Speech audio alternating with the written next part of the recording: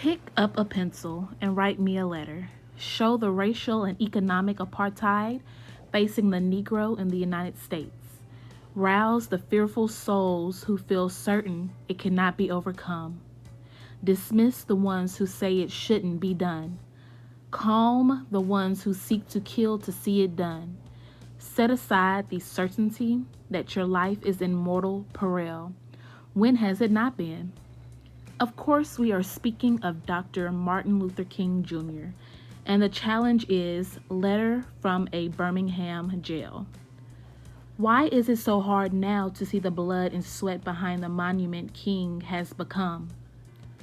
Perhaps peaceful resistance feels so passive in these pugnacious times.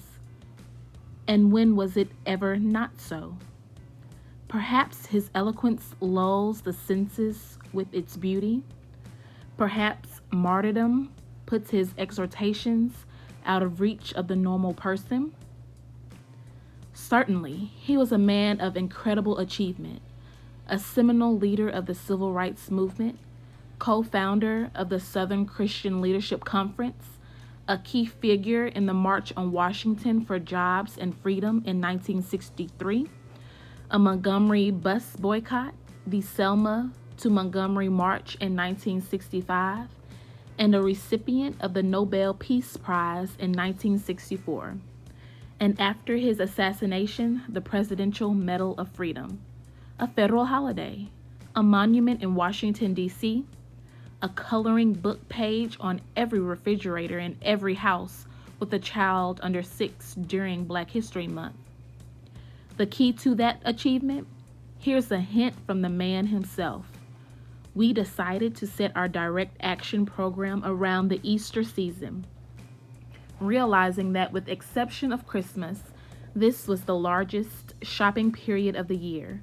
Knowing that a strong economic withdrawal program would be the byproduct of direct action, we felt that this was the best time to bring pressure on the merchants for the needed changes. Note the precision of the planning, the cunning in the details. King was waging a war. This was not about turning the other cheek.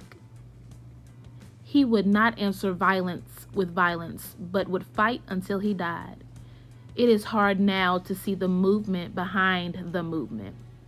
What we glaze over as a glorious fight for our inalienable rights was for him to put pressure on the merchants for the needed changes.